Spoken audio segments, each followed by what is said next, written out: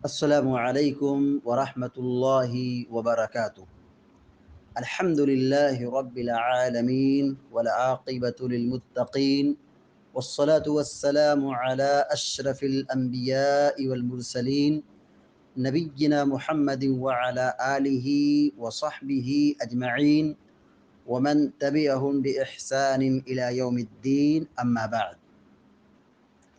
فعن وائل بن حجر رضی اللہ تعالی عنہ ان النبی صلی اللہ علیہ وسلم كان اذا ركع فرج بين اصابعه واذا سجد ضم اصابعه، رواہ الحاکم۔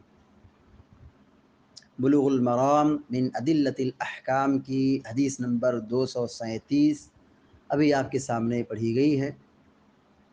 حدیث کے راوی مشہور صحابی سیدنا وائل بن حجر رضی اللہ تعالی عنہ ہیں۔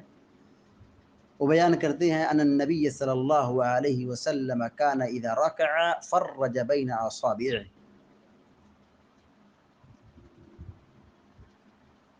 اذا مانے جب، رکع مانے رکوع کرنا، فرج مانے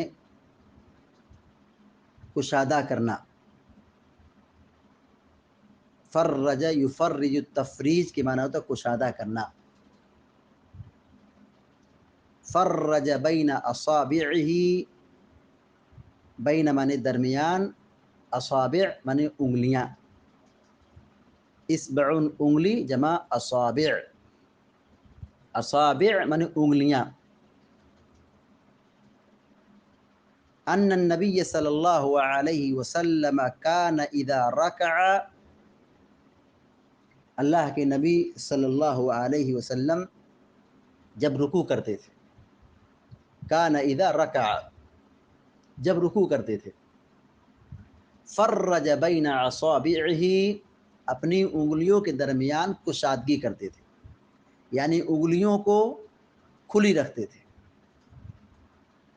رکوع کے اندر اللہ کے نبی صلی اللہ علیہ وسلم انگلیوں کو کھلی رکھتے تھے، یعنی موڑ کر کے، سکوڑ کر کے یا ملا کر کے نہیں رکھتے تھے، بلکہ انگلیاں دور دور ہوتی تھی، الگ الگ ہوتی تھی، کھلی رہتی تھی۔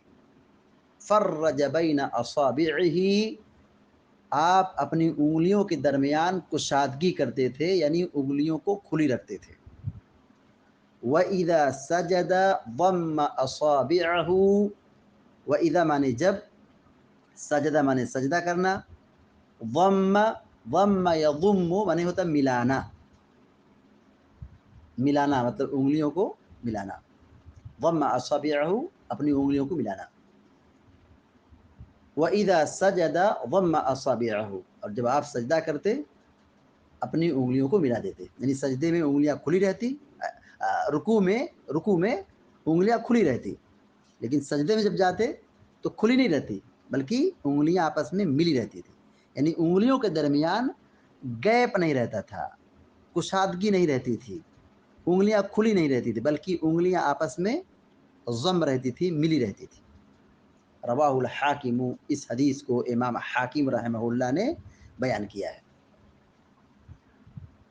وعن وائل بن حجر رضی اللہ تعالی عنہ ان النبی صلی اللہ علیہ وسلم کان اذا رکع، وائل بن حجر رضی اللہ تعالی عنہ بیان فرماتے ہیں ان النبی صلی اللہ علیہ وسلم کان اذا رکع، کہ نبی کریم صلی اللہ علیہ وسلم جب رکوع کرتے تھے، فرج بین اصابعہ اپنی انگلیوں کے درمیان کشادگی کرتے تھے، انگلیوں کو کھول دیتے تھے، انگلیاں کھلی رکھتے تھے۔ جب رکوع کریں گے تو ہاتھ کہاں پہ ہوگا؟ ہاتھ کو مضبوطی سے گھٹنے کو پکڑ لیں گے، گھٹنے کو پکڑ لیں گے مضبوطی سے، اور انگلیاں کیا ہوگی؟ کھلی ہوں گی۔ مضبوطی سے پکڑنا ہے گھٹنے کو، دائیں ہاتھ سے دائیں گھٹنے کو، بائیں ہاتھ سے بائیں گھٹنے کو پکڑیں گے اور مضبوطی سے پکڑیں گے، اور انگلیاں کیا ہوں گی؟ کھلی ہوں گی۔ فرج بین اصابعہ اپنی انگلیوں کے درمیان کشادگی کرتے تھے، انگلیاں کھلی رکھتے تھے۔ وَإِذَا سَجَدَ ضَمَّ أَصَابِعَهُ، اور جب سجدہ کرتے تھے ضَمَّ أَصَابِعَهُ، اپنی انگلیوں کو ملا لیتے تھے. سجدہ کریں گے تو ہاتھ زمین پر ہوگا اور انگلیاں جو ہوگی سیدھے قبلے کی طرف ہوں گی اور آپس میں انگلیاں ملی ہوں گی، یعنی انگلیاں کھلی نہیں ہوں گی، انگلیوں کے درمیان گیپ نہیں ہوگا، بلکہ چاروں انگلیاں آپس میں کیا ہوں گی؟ ملی ہوئی ہوں گی. ضم اصابعہ کا مطلب یہی ہوا کہ آپ اپنی انگلیوں کے درمیان آپ اپنی انگلیوں کو ملا لیتے تھے. ضم اصابعہ، اپنی انگلیوں کو ملا لیتے تھے. سجدے میں ہاتھ اور انگلی رکھنے کا طریقہ کیا ہے؟ جیسا کہ اس سے پہلے کی حدیث یہ گزر چکی ہے کہ 7 ہڈیوں پر سجدہ کرنا ہے، یعنی سجدے کی کیفیت اس طور پر ہوگی کہ زمین پر 7 ہڈیاں لگیں گی، دونوں پیر، دونوں گھٹنا، دونوں ہاتھ اور یہ ناک اور پیشانی، یہ 7 اعضاء زمین سے بالکل ٹچ ہوں گے. ہاتھ کیسے رکھیں گے؟ ہاتھ کی کیفیت کیا ہوگی؟ ہاتھ زمین پر ہوگا، ہاتھ کی جو انگلیاں ہیں دائیں اور بائیں دونوں ہاتھ کی انگلیاں کہاں ہوں گی؟ سیدھے قبلے کی طرف ہوں گی، اور ہاتھ کان اور کندھے کے درمیان ہوگا. ہاتھ کہاں رکھا جائے گا؟ انگلیاں کہاں رکھی جائیں گی؟ کان اور کندھے کے بیچ میں. کان سے اوپر نہیں جانا ہے، یعنی سر کے اوپر ہاتھ رکھ دیں، انگلی رکھیں، ایسا نہیں. کان اور کندھے کے آس پاس میں یہ ہاتھ کی انگلیاں زمین پر ٹچ ہوں گی. کان سے آگے نہیں جانا چاہیے، کان سے آگے نہیں جانا چاہیے. اور انگلیاں آپس میں ملی ہوئی ہوں گی. وَإِذَا سَجَدَ ضَمَّ أَصَابِعَهُ، اور جب آپ سجدہ کرتے تو انگلیاں ملی رہتی تھی. یہ سنت ایسی ہے بہت سارے لوگ نہیں جانتے ہیں، پڑھے لکھے لوگ نہیں جانتے، عمل نہیں کرتے ہیں. مسجدوں میں دیکھو لوگوں کو تو ویسے ہی نماز پڑھتے ہیں. رکوع میں انگلیاں کیا ہے؟ ملی ہوئی ہیں. سجدے میں کیا ہے؟ انگلیاں کھلی ہوئی ہیں. الٹا بہت لوگوں کو مسجد میں دیکھا گیا نماز پڑھتے ہوئے، جب دیکھا جاتا ہے سنت پڑھتے ہیں، نفل نماز پڑھتے ہیں، فرض نماز سے پہلے اور بعد کی سنتیں پڑھتے ہیں، دیکھا جاتا ہے تو وہ بہت سارے لوگ رکوع کے اندر اپنی انگلیوں کو ملا لیتے ہیں اور سجدے میں کیا کرتے ہیں؟ کھول کے رکھتے ہیں، کشادگی کرتے ہیں. یہ سنت کے خلاف ہے. پیارے نبی صلی اللہ علیہ وسلم سجدہ اس طور پر کرتے تھے کہ ہاتھ کی جو انگلیاں ہیں وہ بالکل ملی ہوتی تھی، گیپ نہیں رہتا تھا، فاصلہ نہیں رہتا تھا، انگلیاں آپس میں ملی رہتی تھی. اور رکوع کرتے تھے تو رکوع کے درمیان انگلیاں کھلی رہتی تھی، کشادگی رہتی تھی. تو اللہ کے نبی صلی اللہ علیہ وسلم جیسے نماز پڑھتے تھے ویسے بھی ہمیں نماز پڑھنا ہے. صلو کما رأیتمونی اصلی، جیسے تم نے مجھ کو نماز پڑھتے ہوئے دیکھا ہے ویسے تم بھی نماز پڑھو. نبی کریم صلی اللہ علیہ وسلم رکوع میں نماز پڑھتے، رکوع میں آپ کی انگلیاں کھلی رہتی تھی، اور جب آپ سجدہ کرتے تو انگلیاں کھلی نہیں رہتی تھی بلکہ ملی رہتی تھی.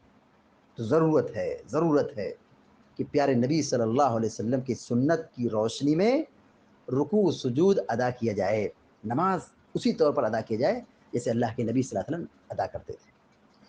یہی طریقہ، یہی حکم انگلیوں کے رکھنے اور ہاتھ کے رکھنے کا جو طریقہ حدیث میں بیان کیا گیا ہے، یہی طریقہ جیسے مردوں کو ہے یہی طریقہ عورتوں کو بھی ہے. کوئی فرق نہیں ہے کہ عورتیں سمٹ کر کے سجدہ کریں گی، ہاتھ کو بازو اور پہلو سے لگا لیں گی، نہیں. ہاتھ کی انگلیاں کندھے اور کان کے درمیان ہوں گی، انگلیاں ملی ہوں گی، کوہنی زمین سے، بازو سے، پہلو سے الگ ہوں گی. یہ طریقہ سجدے کا بتایا گیا ہے اور یہی طریقہ مرد عورت دونوں کے لیے ہے. ابھی جو حدیث آپ کے سامنے پڑھی گئی ہے یہ مستدرک حاکم کی ہے. شیخ البانی رحمۃ اللہ علیہ نے اس حدیث کو صحیح قرار دیا ہے، اس حدیث کو صحیح الجامع الصغیر کے اندر صحیح قرار دیا ہے.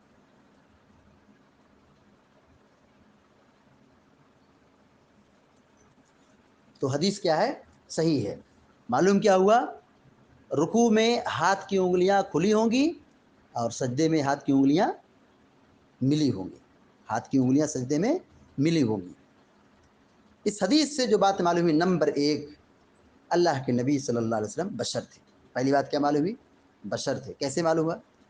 آپ کی انگلیاں تھیں، آپ انگلیوں کو پکڑتے تھے رکوع کے اندر اور سجدے میں اس کو ملا لیتے تھے، تو انگلی اور ہاتھ یہ انسان ہونے کی دلیل ہے۔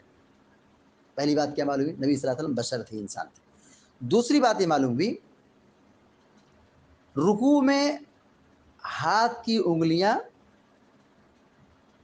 کھلی ہوں گی۔ تیسری بات یہ معلوم ہوئی، سجدے میں ہاتھ کی انگلیاں ملی ہوں گی۔ سجدے کے اندر ہاتھ کیسے رکھیں گے؟ ہاتھ کی انگلیاں کیسی ہوں گی؟ ملی ہوئی ہوں گی، کھلی نہیں ہوں گی، ملی ہوں گی۔ چوتھی بات یہ معلوم ہوئی کہ صحابہ اکرام، اللہ اکبر، صحابہ اکرام نبی صلی اللہ علیہ وسلم کی ہر بات کو، نبی صلی اللہ علیہ وسلم کی ہر سنت کو محفوظ رکھا ہے۔ نماز کیسے پڑھتے تھے، رکوع کیسے کرتے تھے، سجدہ کیسے کرتے تھے، انگلی کیسے رہتی تھی، انگلی کیسے رہتے تھے، اتنی چھوٹی چیزوں کو بھی محفوظ کیا ہے۔ آپ کی انگلیاں کیسے رہتی تھی، اللہ اکبر، سبحان اللہ۔ نبی کریم صلی اللہ علیہ وسلم کی ہر ادا کو صحابہ اکرام نے محفوظ کیا ہے، بیان کیا ہے۔ آپ انگلی کیسے رکھتے تھے، سب بتا دیا ہے۔ مطلب یہ ہے کہ پیارے نبی صلی اللہ علیہ وسلم کا جو طریقہ ہے وہ بالکل واضح ہے، کلیئر ہے، حدیث میں سب کچھ بیان کر دیا گیا ہے۔ اب سنت کے ہوتے ہوئے، نبی کے فرمان کے ہوتے ہوئے، نبی کے عمل کے ہوتے ہوئے اب تقلید کی ضرورت نہیں ہے، اماموں کی ضرورت نہیں ہے۔ امام نے جو کہا آنکھ بند کر کے اس کے پیچھے چلیں، تقلید کریں، یہ اس کی ضرورت ہے ہی نہیں ہے۔ اللہ کے نبی صلی اللہ علیہ وسلم نے جو کیا ہے، صحابہ نے ساری چیزوں کو بیان کر دیا ہے، کوئی چیز ڈھکی چھپی نہیں ہے۔ نبی صلی اللہ علیہ وسلم رکوع میں انگلی کیسے رکھتے تھے، سجدے میں کیسے رکھتے تھے، اتنی چیزوں کو بھی، چھوٹی چیزوں کو بیان کر دیا ہے۔ تو صحابہ اکرام نے نبی کی تعلیم کو، نبی کی سنت کو سب محفوظ کیا ہے، کسی بھی چیز کو چھوڑا نہیں ہے۔ لہذا پیغام یہ ہے کہ جیسے نبی نے کیا ہے ویسے ہم بھی کریں، جیسے نبی نے نماز پڑھی ویسے ہم بھی کریں، ہم بھی پڑھیں، جیسے نبی نے انگلیاں رکھی ہیں نماز میں ویسے ہی ہم انگلی رکھیں۔ صلو کما رأیتمونی اصلی، جیسے تم نے مجھ کو نماز پڑھتے ہوئے دیکھا ہے ویسے تم بھی پڑھو۔ یہ اللہ کے نبی علیہ السلام کا حکم ہے، فرمان ہے۔ دعا ہے رب العالمین سے کہ اللہ تبارک و تعالی ہم کو، آپ کو، سارے مسلمانوں کو کہنے اور سننے زیادہ عمل کرنے کی توفیق عطا فرمائے۔ آمین یا رب العالمین، وصلی اللہ علی نبینا محمد وسلم تسلیما کثیرا۔ السلام علیکم و رحمۃ اللہ وبرکاتہ۔